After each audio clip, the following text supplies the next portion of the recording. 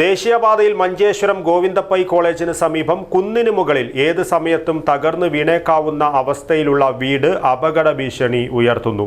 ദേശീയപാത വികസനത്തിനായി വാങ്ങിയ സ്ഥലത്തുള്ളതിനാൽ ആരാണ് നടപടി സ്വീകരിക്കേണ്ടതെന്ന അവ്യക്തത നിലനിൽക്കുന്ന ഈ വിഷയത്തിൽ അടിയന്തര നടപടി സ്വീകരിക്കണമെന്നാണ് നാട്ടുകാരുടെ ആവശ്യം.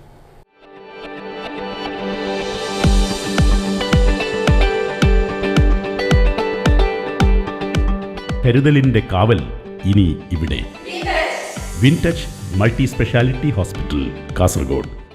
മഞ്ചേശ്വരം ഗോവിന്ദപ്പൈ കോളേജിന് സമീപം ദേശീയപാതയുടെ വശത്ത് പുതുതായി നിർമ്മിച്ച 6 വരിപ്പാതയുടെ പ്രവൃത്തിക്കായി വാങ്ങിയ കുന്നിനു മുകളിലുള്ള പ്രദേശത്തെ വീട് ഏത് നിമിഷവും നിലംപൊത്താവുന്ന അവസ്ഥയിലാണുള്ളത്. ഇക്കാര്യം പലതവണ അധികൃതരെ അറിയിച്ചെങ്കിലും പ്രശ്നത്തിന് പരിഹാരം കണ്ടില്ലെന്നാണ് നാട്ടുകാരുടെ പരാതി. ദേശീയപാത പണി കരാറെടുത്ത ഉദ്യോഗസ്ഥരോട് ഇത് സംബന്ധിച്ച് പരാതിപ്പെട്ടപ്പോൾ ഇത് ഞങ്ങളുടെ പണിയല്ല, ഗ്രാമപഞ്ചായത്തിന്റെ പണിയാണ് എന്ന് പറഞ്ഞ് ഉത്തരവാദിത്വത്തിൽ നിന്ന് ഒഴിഞ്ഞു മാറുകയായിരുന്നുവെന്ന് നാട്ടുകാർ പറയുന്നു.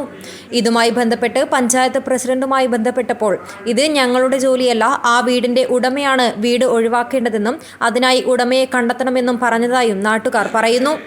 അധികൃതർ ഇത്തരം സമീപനം സ്വീകരിക്കുമ്പോൾ ഇനി ആരോട് പരാതി പറയണമെന്നറിയാതെ കുഴങ്ങുകയാണ് നാട്ടുകാർ. വിദ്യാർത്ഥികളും സ്ത്രീകളും ഉൾപ്പെടെ 100 കണക്കിന് പേരാണ് കുന്നിൻ മുകളിലെ വീടിന് താഴെ നിന്ന് ദിവസവും കടന്നു പോകുന്നത്. മഴ കൂടി പെയ്യുന്നതിനാൽ വീട് എപ്പോൾ വേണമെങ്കിലും നിലം പൊത്തുമെന്ന അവസ്ഥയിലാണ്.